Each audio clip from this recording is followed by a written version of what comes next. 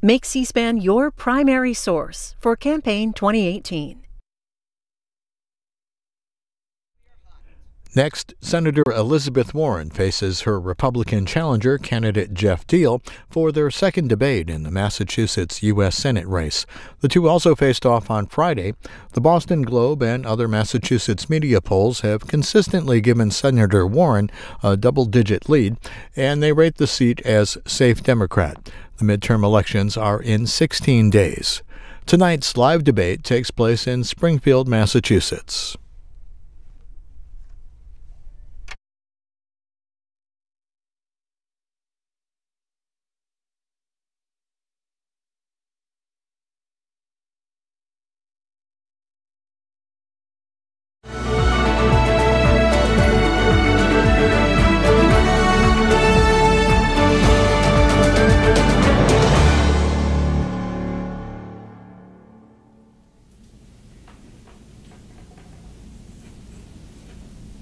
Welcome to a debate between Massachusetts Senate candidates, incumbent Senator Elizabeth Warren, a Democrat, and the Republican challenger, State Representative Geoff Diehl.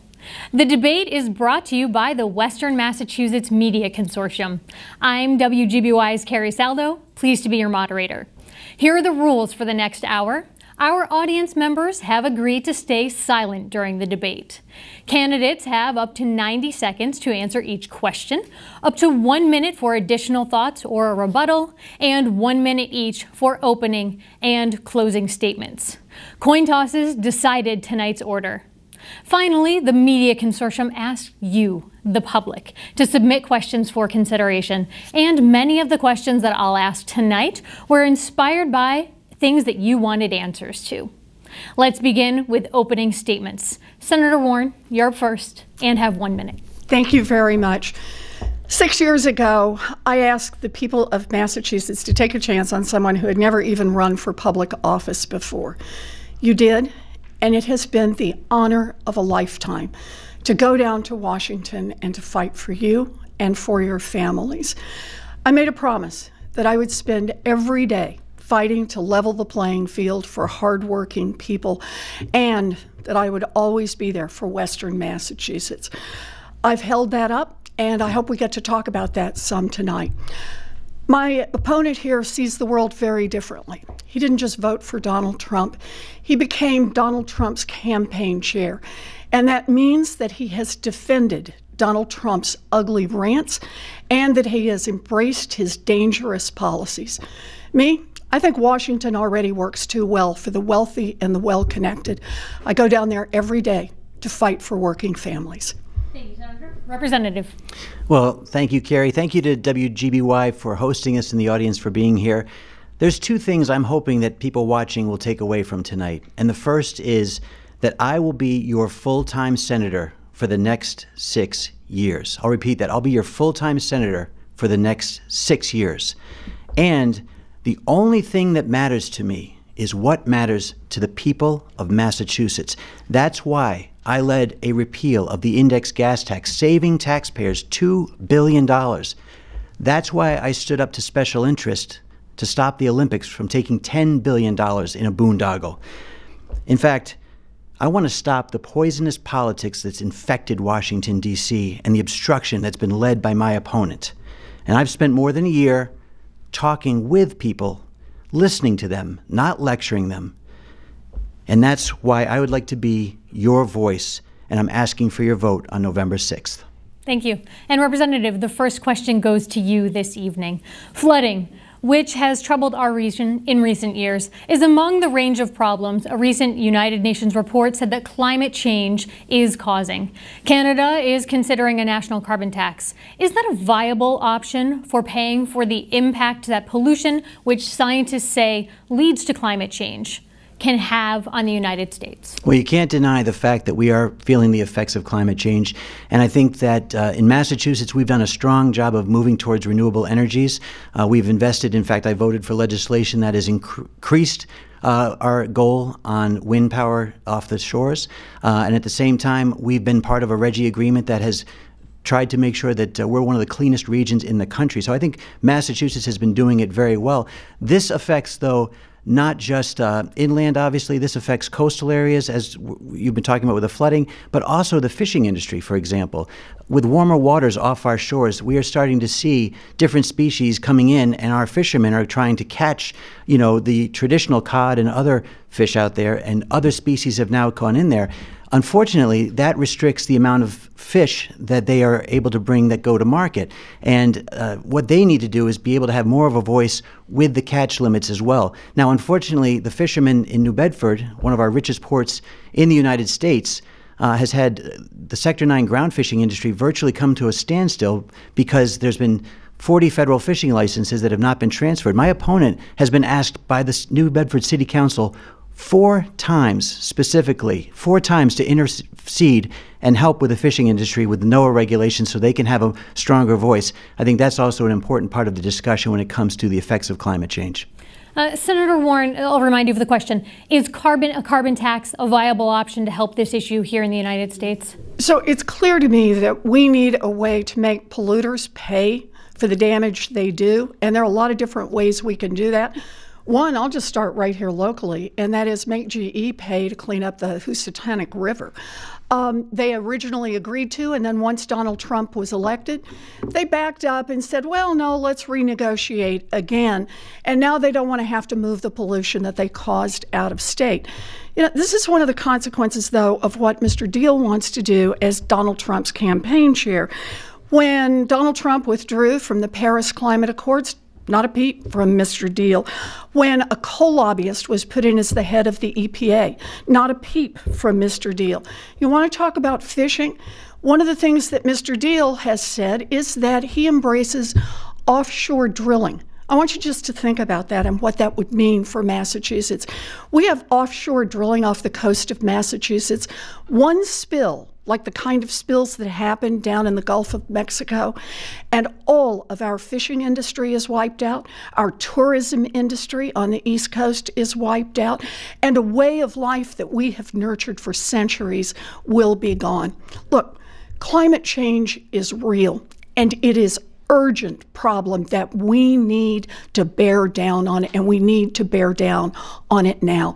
I have a bill to try to push corporations to do more on climate change, and I'll stop there. Thank you. You have 1 minute for a rebuttal, sir. Sure. So much like the senator who mistakenly thought that I was at a police rally that was some sort of tied to some racist rally, she's also mistaken on saying that I support offshore drilling. In fact, I was on WGBH radio several months ago with Jim and Marjorie talking specifically, and I'm on record as saying I'm against anything that's going to affect our fishermen and the wind turbine placements that we're trying to get done to create more energy here in Massachusetts.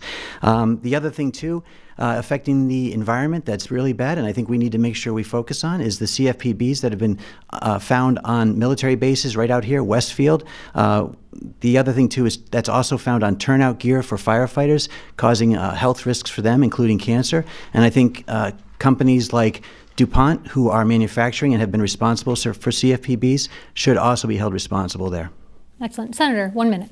So I thought that Mr. Diehl might want to go with what he said on WGBH to the people of Massachusetts. But on September 26, 2017, when he was on Southern Sense Radio, Mr. Diehl said, quote, "You have to have all the options on the table. And so to me, offshore drilling, any and all places where we can get that energy in a reasonable way," here's his quote, "I'm all for."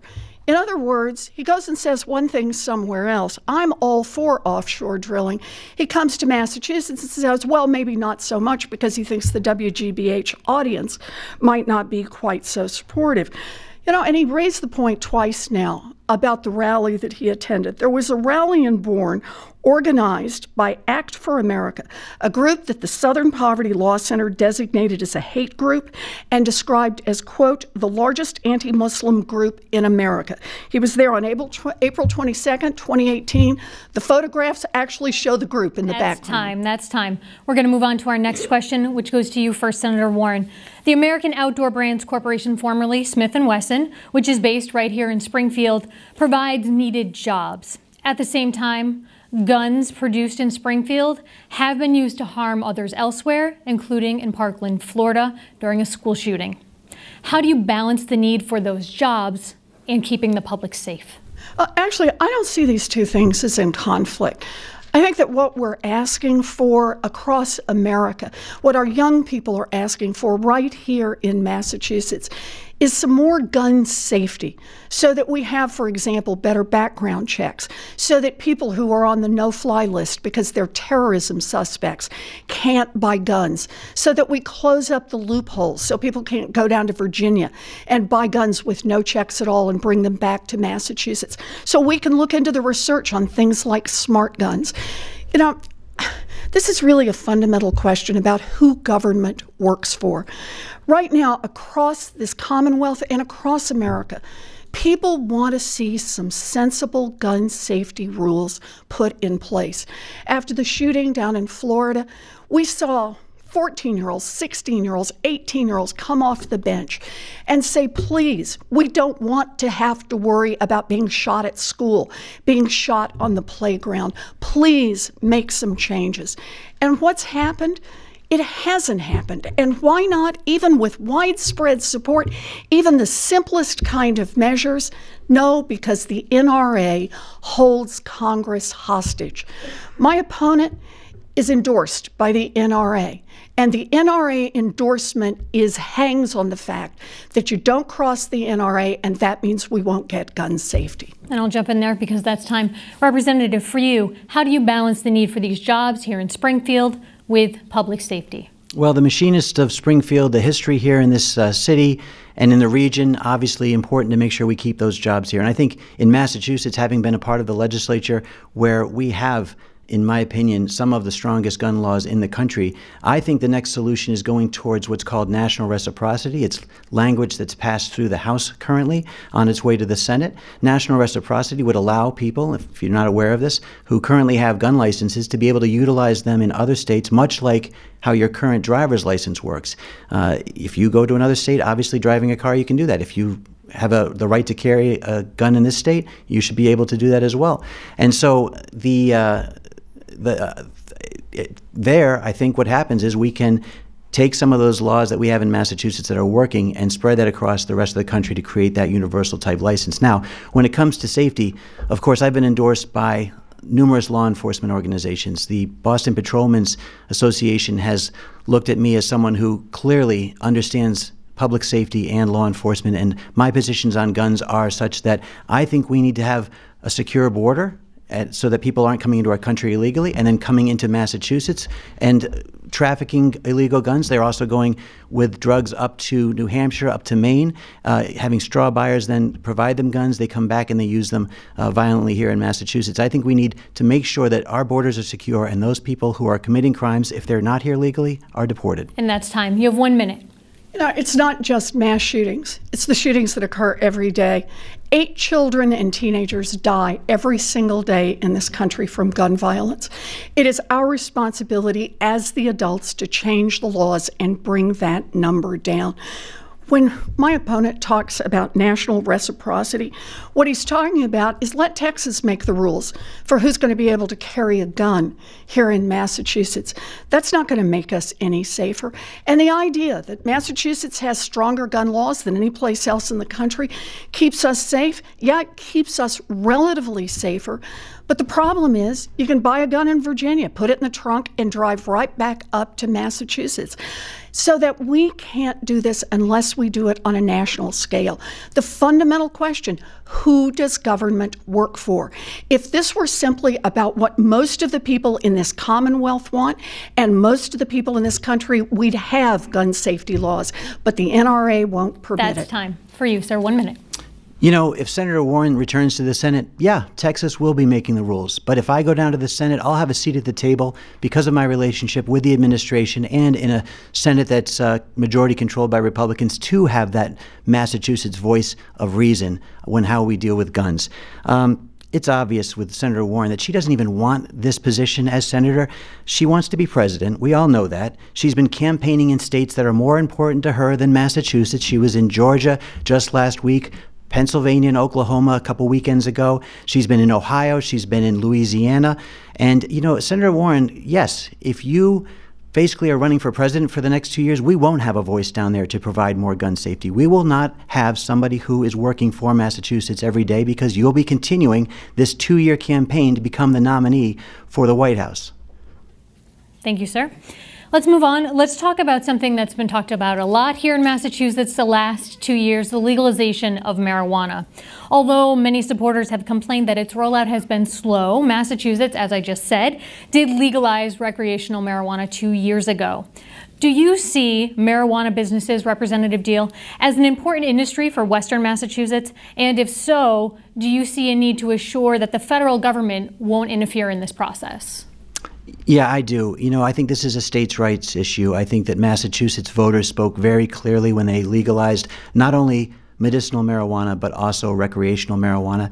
Now, my personal feeling is different than I think what the voters decided, but I also honor the will of the voters, like when I led the ballot question to repeal the index gas tax, and thankfully the legislature left that alone. They did not try to intercept it and make changes to it. The will of the voters was honored. The same thing with the marijuana law. I think it can provide revenue, of course, for the state, and I think it can provide jobs, obviously, in our state as well. But at the same time, I want to make sure that we don't go about it in a way that's reckless, and I think the legislature has attempted to look at Colorado as a model. The only thing I would say is I think was wrong was when the legislature intercepted the law and made changes to it. They increased the tax on marijuana well above what the ballot question had said it was supposed to be. And I think what they ended up doing by creating a much higher tax, they created a black market that still is going to mean that marijuana is trafficked illegally, undermining, again, the work that our law enforcement officers who put their lives on the line every day to get drugs off our street, undermining what they're doing out there, having to do that, plus undercutting the revenue that we could potentially be bringing in through the new marijuana industry. Senator Warren, for you, do you see a need to make sure that the federal government isn't going to interfere in this process? Absolutely, I see a need for the federal government to be held off from interfering. You know, here's the problem. Massachusetts legalized marijuana, but the federal laws didn't change. So that means as businesses try to grow and establish themselves here in Massachusetts, they face multiple problems. The first one is they can't get their money into the banking system because banks are concerned that the money under federal law comes from illegal sources. They have a problem with taxes because all of their gains are treated as no business expenses because it's treated as unlawful. And of course, there's always the risk that someone could be arrested for possession. So I got together with a Republican from Colorado, the guy who right now is trying to help Republicans take over the Senate. We've worked on a bipartisan basis on a bill that we have written together that says once the state acts, the federal government should back off. It's a good bill. It's got both Democrats and Republicans to support it. Why isn't it law? Because right now the Republican majority with Mitch McConnell won't bring it to a vote. So if we actually want to see this solved, we need a Democratic majority in the Senate. Let's get a vote on this. But you know, this is just one of more than a dozen pieces of legislation that I've worked on since Donald Trump has been elected. Only the good news is on all the others, I've actually managed to get them through and get them signed into law. And I hope we have time to talk about those tonight. Have to leave it there. Thank you. You have 1 minute for a response. Well, look, again, I totally agree that the federal government needs to make sure that the marijuana industry is allowed to grow not just in our state, but in other states that choose to do this. I think that the banking industry clearly needs to be given a freer hand so that the marijuana cash is able to be processed, and I think that's something that's been held up for too long. And I think the other thing, too, is that here in Massachusetts, we need to still take a cautious approach because I think law enforcement has really not been able to weigh in on how they're going to deal with things like operating under the influence. I mean, we're still trying to figure this out. So it's still a path that we're trying to figure out as this business sort of was put on us by the ballot question. Now, from the federal end of things, I certainly think that, again, this goes to show why you need a Republican down there with a Republican-controlled Senate, which I fully estimate this will continue to be after the midterm elections, because taking Massachusetts' successes and that perspective down to Washington and being able to convince fellow Republicans across the state and across the country. Thank you very much. 1 minute. So I've got a good bipartisan bill. But I need some allies. I need some allies down in Washington. And I need them not just on a marijuana law, we need them on all sorts of things. I stood on the floor of the United States Senate when I watched as health care hung by a single vote. And now Mr. Diehl wants to go to Washington and be that single vote to repeal health care for tens of millions of Americans. Yeah, I'm trying to help people around the country in other states because I want some allies down in Washington. The best way I can protect health care right here in Massachusetts is to have more people in Washington who care about health care. By the way, that repeal of health care that Mr. Diehl has embraced, Donald Trump has embraced, the Republicans have embraced, would cost Massachusetts more than $2 billion every single year and repeal the protections for people with pre-existing conditions. This really matters. Senator Warren, thank you. And the next question does start with you. We'll talk about Social Security, please. So there are 15 years until Social Security is expected to pay 80 cents on the dollar. Do you see a way to fix the system to avoid those benefits being reduced? So I appreciate the question, but I actually think the frame a little bit, with respect, is in the wrong place. The Republicans just gave away $1.5 trillion to giant corporations and billionaires through a tax scam. And now the debt has ballooned. And what have the Republicans said is the appropriate response? Now it's time to put Social Security and Medicare on the chopping block. That's the Republican plan. Not wait, not strengthen it, put it on the chopping block. So let me just stop right here and say I will never vote to cut Social Security. I will never vote to cut Medicare. These are basic programs that people have paid for, that they are entitled to. The idea that the Republicans are running a scam saying we're going to give billions of dollars away to giant corporations that now have record tax and record profits, and then turn around and take it out on the backs of people who collect Social Security and rely on Medicare. We don't need to cut Social Security and Medicare. We need to expand it. I have already introduced legislation. I introduced it years ago to say as we need to move forward on making Social Security stronger financially, but make sure it's there for every one of our seniors. After a lifetime of hard work, you should be entitled to retire with dignity. Thank you very much. Sir, do you see a way to fix the system so that benefits to Social Security won't be reduced? It's happening right now. In fact, my opponent has vowed to repeal the very mechanism that is refilling Social Security and Medicare. The tax reform of 2017, which she voted against, which she has vowed to repeal, has now created new jobs, has created increased wages that create the payroll taxes that go in to refill. Now, we as a country are starting to see in just a year the effects of this tax reform bill, giving us 4.1 GDP, record unemployment, 50 years since we've had unemployment at the level it's at now. Massachusetts is actually beating the national number on unemployment. Massachusetts is benefiting greatly.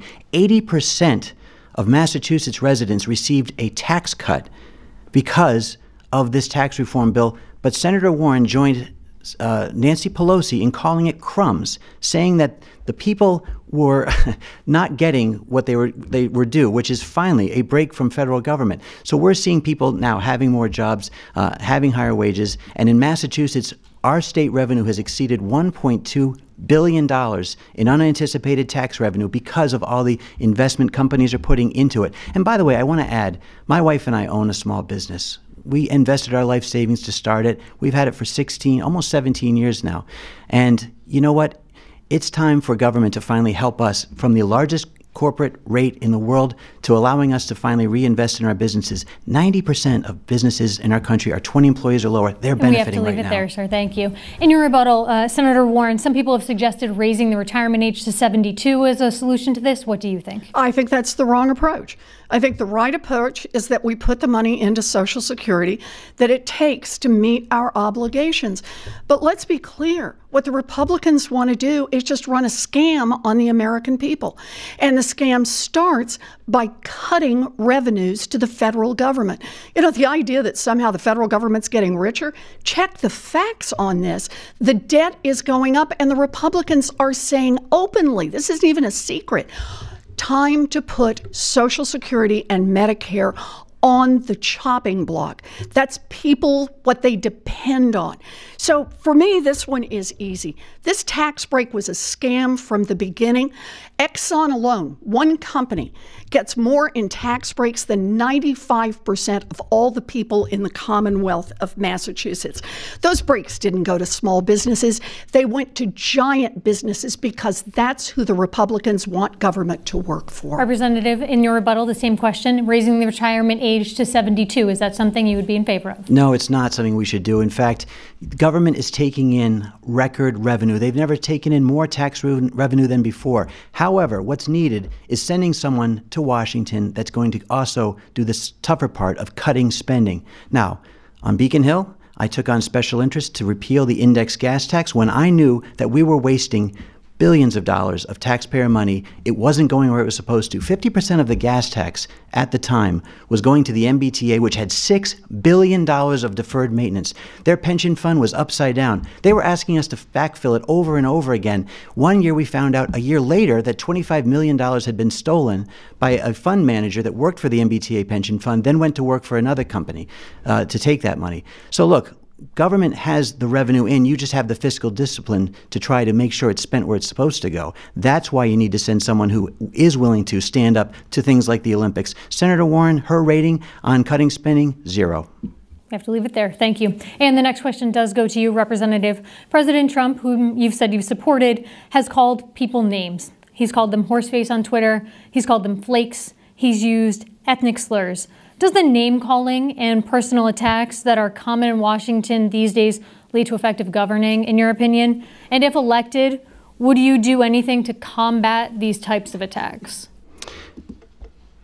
You know, Carrie, it is disappointing to see how Washington is functioning now. I certainly don't follow the same path that the president does on how I legislate, how I deal with people. But at the same time, my opponent has made comments that are pretty disturbing as well. She said that anybody who voted for the president was part of an ugly stew of racists, okay? She said that when Republicans wanted to try to fix health care, that we wanted blood money from the American people. She's, called to abolish ICE. And you know what? When you have rhetoric that undercuts law enforcement, you end up having people like a Cambridge supporter of hers who put a $500 bounty if somebody would shoot somebody from ICE. Okay, that's how low things have gotten. I want to be a different voice. I have not acted like that up on Beacon Hill. I certainly won't follow the path of Senator Warren on trying to villainize and pit us together. That's not what our country needs right now. And I want to make sure that when I go down to Washington, we follow by example on that. Now, at the same time, if you look at the president and his track record, I will say that we are finally seeing economic benefits from him being in office. We are seeing international benefits. A year ago, we had North Korea threatening our allies with nuclear weapons. And now, a year later, we're seeing them having repeated meetings with South Korea, even thinking about doing the Olympics with them, which I also don't think is a financially good idea. Thank you. Senator Warren, for your part, you've often criticized President Trump and his name-calling. Yet your campaign sent out an email in May titled, quote, Mick Mulvaney the Mosquito, and that went on to say, calling members of the president's staff, quoting here, bloodsuckers and henchmen. How do you justify calling President Trump out for his name-calling, but then using language like that? Okay, so look, we called him a mosquito. You're right. And but here's the deal. What we're really talking about is hatefulness against groups, against how it is that you pick the most vulnerable and really go after them. And, I understand my opponent stands here. He sounds reasonable. He says this is not how he wants to behave. But just look at his own record and who he's been supporting. He toured the border with the leader of a group that associates with white supremacists and wants to return this country to a time when, quote, gays were in the closet, and blames Jews for 9/11. He attended a rally organized by the largest anti-Muslim hate group. He supported naming Black Lives Matter as a hate group. He defended Trump's racist attacks against a Latino federal judge. Look, he stayed on as Trump's campaign chairman even after the Access Hollywood tapes came out. He got the endorsement of Vice President Pence, who spearheaded legislation to permit discrimination against LGBTQ people. That's ultimately what this is about. This is about ugly slurs. And who's going to support that kind of ugliness that turns Americans against Americans, that turns people against people, that says if there's a problem in your life, it's their fault? That's what Donald Trump and his campaign chair, Mr. Diehl, both support. Would you leave it there? Representative, 1 minute. Now, Senator Warren was just at a rally against Justice Kavanaugh with Linda Sarsour, one of the most noted anti-Semitic voices in the United States right now. That's who she likes to hang out with. And just so you know, Senator Warren herself is one of the main reasons that we have this lack of dialogue, this poisonous political environment down there. Talk about pitting people against them. There are law enforcement officers in this room that you called racist from front to back. You said that the criminal justice system is racist from front to back. Now, I want to know who's exempt from that, because you've tried to back away from that statement. Whether it's lawmakers who make the laws, whether it's the judges, the prosecutors, whether it's the law enforcement officers, whether it's the corrections officers that are sitting right here, which one of them is racist or which one isn't? But when you said from front to back, you said they're all racist. And what that does is it creates division and anger in our country, in our state, and undermines law enforcement, puts their lives at risk. We've had 4 officers killed, 2 shot and 2 killed. We have to leave it there, sir. Thank you. 1 minute. So I didn't call anyone a name like that, and you know that. Here's the deal, though. We've got heroes who work in law enforcement, who work in the judiciary, who work in every part of the criminal justice system, and I work hard to support them. But we also have a serious problem in the criminal justice system. Let's just look at the data. For the exact same crimes, study after study shows that African Americans are more likely than whites to be arrested, to be prosecuted, to be found wrongfully convicted, and to receive harsher sentences. We have a problem in the system. And frankly, that problem starts right down in Congress with the things that we make unlawful. And it goes all the way through the system to how we treat people after they've served time and they're trying to come back into their communities and be part of them. We need to have a grown-up conversation, a real conversation about this. Thank you. Our next question will focus on Hurricane Maria. Destruction from Hurricane Maria saw people flee the island and relocate to Western Massachusetts, and there are still families here in the region without permanent housing. Senator, should elected representatives be doing more to help Puerto Rican natives? Absolutely. Our representatives should be doing much more to help Puerto Rico. But I actually want to start this earlier in time, because I have been working with people in Puerto Rico long before Maria hit. Puerto Rico has a terrible debt problem where Wall Street vulture investors have been picking the bones clean of their economy and keeping it from moving forward. And then when Maria hit, and Donald Trump gave such a pathetic response, basically turned his back on American citizens. And again, I never heard any complaint from his campaign chair, Mr. Diehl. We hurt our fellow citizens. Many had to flee the island. Some came right here to Massachusetts. Now, I have pushed from the very beginning to get housing, to get assistance that we need for people who've been displaced, as well as help for people on the island in rebuilding their infrastructure. The Trump administration has balked, turned, denied, twisted at every single point and refused to do it. I've been to Puerto Rico in person since Maria hit. I took a delegation. Congressman Neal was with us. We were there to visit. We were there to try to learn firsthand what was happening. And what was happening was shameful. It never should have happened that our fellow citizens would be left behind after such a devastating event. Representative, do you agree with the Trump administration's response to what happened in Puerto Rico? You know, Senator Warren's response shows just how obsessed she is with Donald Trump, and will use a natural disaster to try to poke at him any way she can.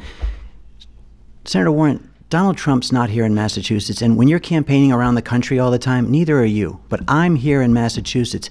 I understand what's going on. I've certainly talked to the Puerto Rican community that lives in central areas like Boston or in Lawrence. In fact, when the Lawrence disaster happened, when the gas line explosions occurred in Lawrence, Andover, and North Andover, I was up there that night. You were out of the state, as usual, not in Massachusetts, to be there when they needed him. I know you came the next day with the governor for photo ops, but I was out there with the National Guard giving out hot plates when you were in Pennsylvania and Oklahoma campaigning. I was giving camp showers to family members who couldn't have showers working because the gas lines weren't up and the heat wasn't working. I've been here dealing with natural disasters right in Massachusetts when the time hits. And you want to blame President Trump so that you can continue to raise your profile to make a run for the White House. Well, great. Score those points every day you can. But helping people in Massachusetts, that's what it's supposed to be all about. That's what I'm all about. Senator, 1 minute. So my opponent actually may want to check the facts. When the explosion occurred, I was in Washington, D.C. voting and doing my job. And I got on an airplane as soon as I could and got back to Massachusetts. I was speaking that night to people who were part of the disaster relief. But look, here's the fundamental question. Who does Mr. Diehl want to go to Washington to work for? He says he wants to work for the people of Massachusetts, but he repeatedly defends Donald Trump. He cheerleads for Donald Trump. Donald Trump's response to a disaster relief was to throw rolls of paper towels at people in Puerto Rico. Donald Trump's response was to give himself an A and claim that only a handful of people were killed in the disaster instead of the actual number of people. And where is Mr. Diehl every time? He's there to cheer Donald Trump on. You say that Donald Trump is not here. The big question is, are we going to send somebody to Washington to cheer on Donald Trump? Representative. I guess we've moved on from the Puerto Rican disaster and on to Donald Trump. Bring us back to it. What would your... Sure. And again, this shows just how much one person seems to be completely fixated on a president that she can't work with in a Congress that obviously she doesn't feel is doing their job. I mean, she wants to change it over to Democrat control. And yet at the same time, we've got Republicans that are effectively leading this country, bringing us back economically. And we're seeing, a resurgence in the American workforce. And that's giving us, again, revenue in this state that's allowing us to provide the needs when there's disasters right here in Massachusetts. And at the same time, provide our country the revenue we need to respond to Puerto Rico, a country that is obviously economically having tough times. I mean, really, really tough times. And I'm glad that Massachusetts was able to send response teams down to help in Puerto Rico. I certainly look forward to going to Washington and making sure that the citizens of this state, if they come from Massachusetts or if they came from another country and are citizens now, that their home country is taken care of as well. Representative, you said in Friday's televised debate that Senator Warren's Native American heritage doesn't matter to you, but do you think it has an impact on her job performance or ability to represent Massachusetts in Washington? Excuse me, I'll remind you, sir, that we've asked you to be quiet. We'll ask you.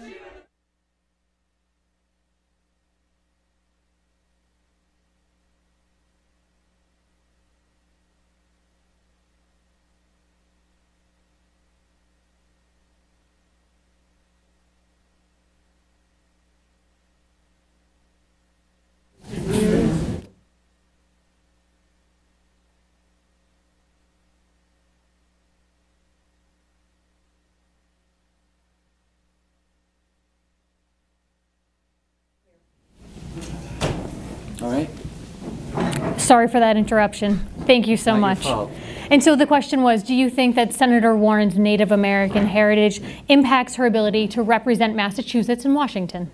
You know, Carrie, it's not about Senator Warren's ancestry. It's about integrity in my mind. And I don't care whether you think you benefited or not from that claim. It's the fact that you tried to benefit from that claim that I think bothers a lot of people, and it has been something that you have been unable to put to rest since the 2012 campaign. Look, I don't care what percentage she claims to be Native American. I just care that I'm 100% for Massachusetts and will be working for the people of this state. And that's all I have to say on that issue. Senator, when we spoke in March for an interview and I asked you about whether or not you would take a DNA test, you told me that you believed that the issue of your Native American heritage had been settled. Why did you change your mind and recently release the results of a DNA test? You know, one of the things I see now is that confidence in government is at an all-time low. And I believe one way that we try to rebuild confidence is through transparency. So I've really made an effort over the past several months. I've put 10 years of my tax returns online. Anybody can see them. I have put things about my family history online. You to not interrupt the candidate. Continue.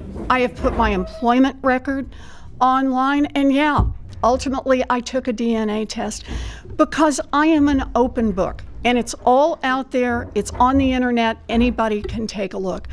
Because at the end of the day, this isn't about me. This is about what's happening to working families all across this Commonwealth. Look, I'm not somebody who ever ran for office before, but I'll tell you why I ran. I'm a kid who wanted to be a public school teacher.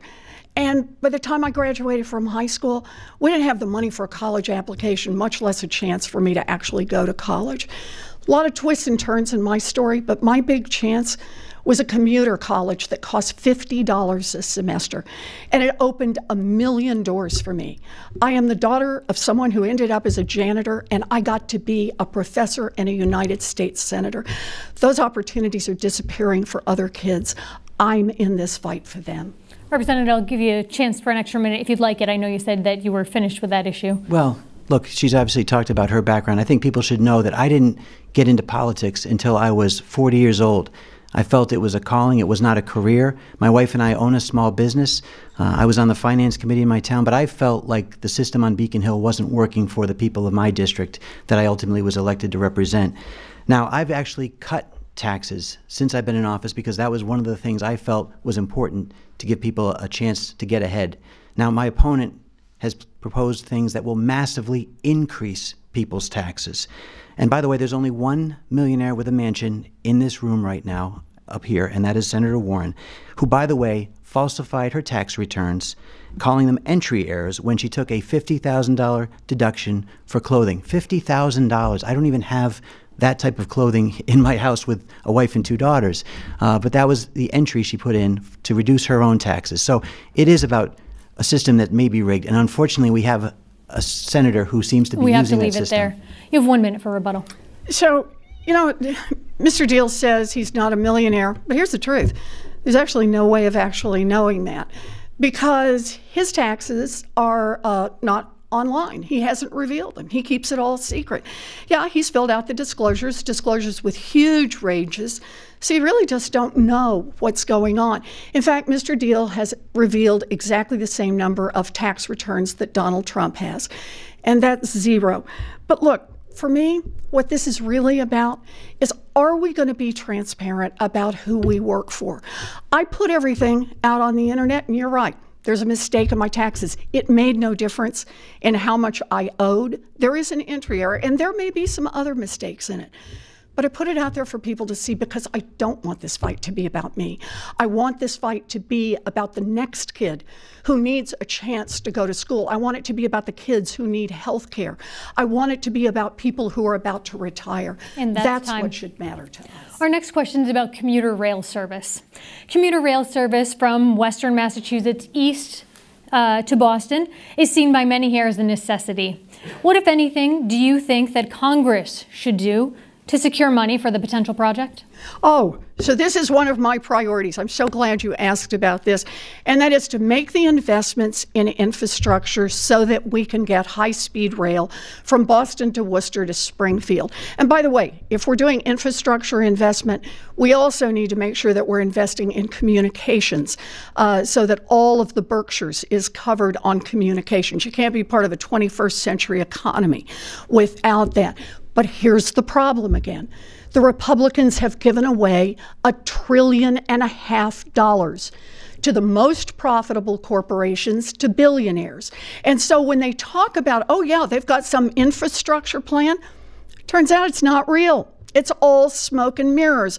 It's all about, oh, well, let's see, the federal government will put up $1 if the localities can put up $4. And how will the federal government even put up that $1? Well, actually, the way it's going to work is they're going to keep the money that otherwise had been going to cities right here like Springfield. You know, we just can't keep doing this. This is this fundamental question, who do you think government should work for? The Republicans, Donald Trump, Mr. Diehl, says make it work better and better for a thinner and thinner slice at the top, instead of making the investments in infrastructure that we need right here in Western Massachusetts, in education, in building a future for everyone. And that's time. What, if anything, do you think should be done at this level to secure rail funding east to west? You know, Senator Warren and I talked before this started about how we both were in traffic to get here for the debate, and I can feel the pain because I've been out there on my campaign RV, driving around the state for over a year, talking to people, and when we're driving from, let's say, Agawam up to Pittsfield, sometimes you lose your Wi-Fi, sometimes you lose your cell phone connection. We do need communications infrastructure because communications infrastructure will allow central and western Massachusetts to bring some of the businesses that are currently overcrowding eastern Massachusetts. It's great that the seaport in Boston has GE and has MedTech and these companies that are coming in and building, new headquarters in Boston is wonderful, but there's a lot of people who need those opportunities, those jobs in central and western Massachusetts. So if we have the communications infrastructure, that incentivizes the businesses to come out here. As far as rail, I totally agree. Now, obviously, the first thing you have to think about is the fact that we're currently having a tough time affording the rail system we have. So maybe we look at private partnerships to get rail back out here. That's how this country and this state first started, private industry. I know Senator Warren says that you didn't build that when she first ran for office. She said it was government roads. Well, I have to tell you, it was the machine shops in Springfield and Holyoke. It was the shoe factories in Brockton. It was the fishing industry of Gloucester and New Bedford. That's what built the private schools and the private hospitals that first took care of people, provided the money to build those roads. We need to make sure businesses are given the chance to grow as well so we can have those funds to build the roads. Thank you. And Senator, 1 minute. So this is the standard Republican playbook. Say that you're all in favor of infrastructure. Somehow the public sector doesn't really have to put up the money. The private sector is going to do it. And guess what? The infrastructure never gets built. And that's exactly where we find ourselves in Western Massachusetts. How many times have politicians like Mr. Diehl stood up and said over and over, yeah, we need that high-speed rail. I'm totally in favor of that high-speed rail. But when it comes down to it, won't vote to put the funds in so that you can actually build the high-speed rail. Look, we ought to be putting real money in at the federal government level, and we could do that, except for the fact that the Republicans, Mr. Diehl, Donald Trump, have given away $1.5 trillion to billionaires and giant corporations. It's the ultimate question of who government works for. It shouldn't be working just for the rich and the powerful. Infrastructure is how we build a future for all of us. Representative, 1 minute. Sure. Well, look, I know about infrastructure. When we did the gas tax ballot question in 2014, we knew exactly where a lot of money was going and where it should have been going and where too much money was going. In fact, in Massachusetts, we're number 2 to New Jersey for what we spend to maintain our roads. And so when we want to build rail, we need to have the money available and not waste it in other areas. Massachusetts spends $675,000 per mile per year to maintain our roads. Now, the national average is $145,000 per mile per year. All right, that's New Hampshire. They pay the national average. Their roads are in pretty good shape. Massachusetts could be spending their money more efficiently. That would leave us the money to put it where we need it, whether it's going to be improving the rail system that we have that had $6 billion of deferred maintenance over the last decade, or whether it's making sure that we can try new lines to get more service, to get more people to and from job locations that are going to help grow the economy and pay the taxes that build the rail. You have the right to answer the next question. Census data tells us that the Hispanic population in Western Massachusetts is growing. And according to the Pew Research Center, the number of Hispanics eligible to vote has steadily grown. Yet their voting in midterm elections has declined since 2006, according to Pew. Have you taken steps to reach out to minority voters while you've been campaigning? Well, sure. I mean, of course, when you're going out talking to people on a campaign trail, you attend parades, you go door to door, you go to different communities. Of course, I've been to Lawrence. I've talked to a lot of people there during their festivals. I've been to New Bedford, marching in their parades, talking to the residents there. People of all races. It's not, to me, campaigning about trying to reach just one segment. But I will say, as far as the Hispanic community and not voting, that's not good to hear. And perhaps they're feeling the same thing a lot of people are feeling, disgust with the people that are currently elected, the disgust with Washington and the way it's functioning, maybe distrust with Beacon Hill and how they don't seem to be looking after the interests of the people. We have more and more ballot questions going on every year. Instead of legislators actually doing their job, we have to decide nursing levels. We have to decide marijuana laws. You know, casinos had to be put in the hands of the people. Why aren't lawmakers doing what they're supposed to be doing? So if any one segment of our state is not happy with politicians and politics, I get it. But hopefully, you know, in this case, people look at me regardless of their background and say, here's someone who has been fighting to make sure they have more money in their pocket, make sure the jobs are out there. And I certainly welcome anybody from the Hispanic community to support my campaign and make sure that I'm working for them down in Washington. Senator, has your campaign done things to reach out to minority voters as you've been on the trail? We don't just do this during campaign, of course we have, but I try to live this every single day. I live it with who's on my staff, and I live it with every activity that we take. We try to be a very inclusive office and try to get people involved everywhere.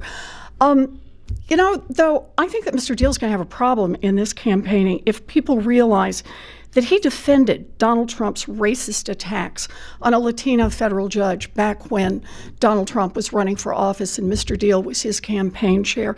And every time Donald Trump gets up and talks about the problems in Mexico and the problems he sees about Mexicans, he's saying to the Latino community here in the United States that he doesn't respect them. And Mr. Diehl does not speak up. He does not push back on that. But that's really the core part. He turns to the question about voting. Voting is really a problem right now in the United States. We now have one political party in the United States, the Republicans, whose plan to hold on to power is to keep American citizens from voting. Voter suppression by telling people it just doesn't matter. Everybody in Washington is the same. Voter suppression with voter ID laws. Voter suppression with gerrymandering. Voter suppression by saying they don't want to hear about the Russian interference. Mr. Diehl has spoken up on exactly zero of those problems. You have 1 minute.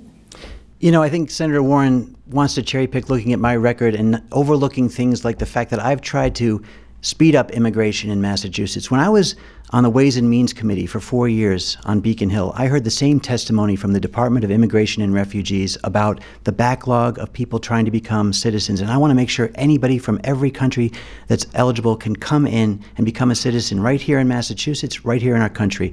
And what I heard from that Ways and Means testimony from the Department of Refugees and Immigrants was that with the eligible population of about 300,000 people in our state at the time, with the budget that they were given from the federal and state government, they were only able to process about 1,500 people a year.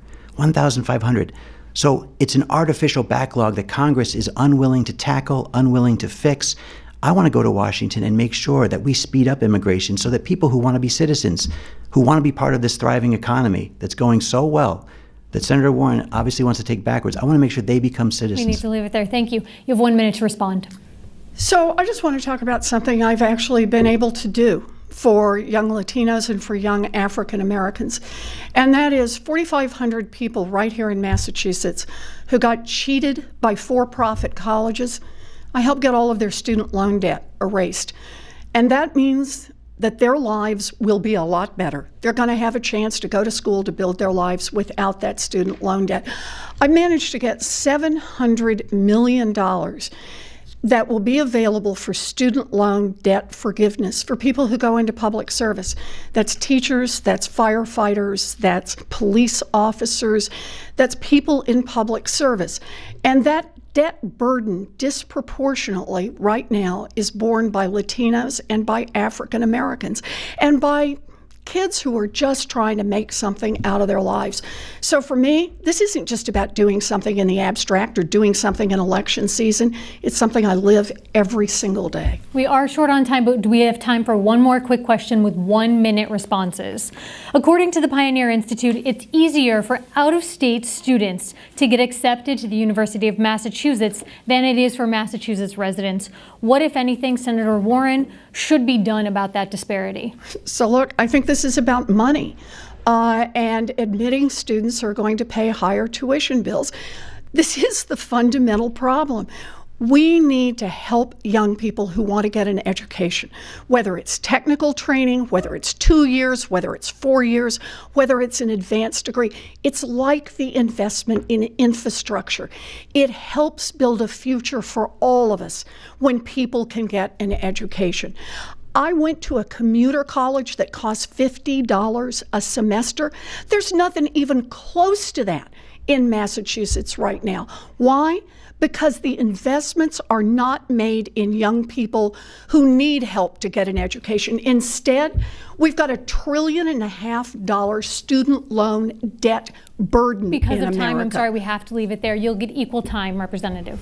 Sure. Well, look, first of all, I think one way to make college more affordable so that colleges aren't spending a ton of money and kids aren't able to go is make sure that we don't have jobs, teaching positions that pay $350,000 to teach just one course. I think that might be one way to make it more affordable. And by the way, really disappointing to see Harvard involved in a discrimination situation when it comes to admissions at their college, taking people not because of the best and brightest, but because they want to change the dynamic mix of the state. And it's to me, education should be out there for people who deserve it because they've worked hard to get there. And one last thing on this, I think state schools should give preference to Massachusetts residents, and I think that's where I stand on the position. And that's time. Thank you. Closing statements, 1 minute.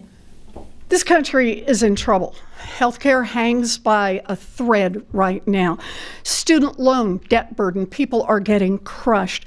The Republicans are threatening to cut Social Security, and infrastructure is falling apart around us. The projects we need have been set aside. And yet, what's been the Republican response? Try to repeal healthcare, and at a time when corporate profits are through the roof, give $1.5 trillion to giant corporations and billionaires. That just puts us further and further behind. Look, the way I see it, the House is on fire. And Mr. Diehl wants to go to Washington to be a cheerleader for Donald Trump, to defend him when he makes ugly slurs, and to embrace every one of his dangerous policies. Not me. I got in this fight because I think Washington works great for those at the top. I just want to make it work for everyone else.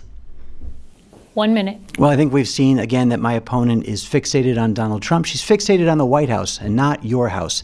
And that's what I want to do, work for the people of Massachusetts. I'll say it again, I want to be your full-time senator, something that she won't even commit to on national television here. She won't admit that she's actually running for president, that if she were to be reelected, she would redshirt the next 2 years, going around the country, trying to campaign when we need a voice down in Washington. The only thing that matters to me, the only thing is the needs of the people of Massachusetts. That's my track record for the last 8 years in the legislature, and that's going to be my track record for 6 years in Washington if I'm given the opportunity. I will make sure that government works more efficiently, more accountability, and make sure that we stop the poisonous politics that have infected that city and made such a difficult time for Republicans and Democrats to work together. This seat was once held by Ted Kennedy, who would work with Republican presidents and Republican governors to deliver. That's the record I want to have. And that's time. Thank you very much. And that is all the time we have for tonight. On behalf of the Western Mass Media Consortium, thank you again to the candidates, for our audience, and for you at home joining us. Thank you and good night.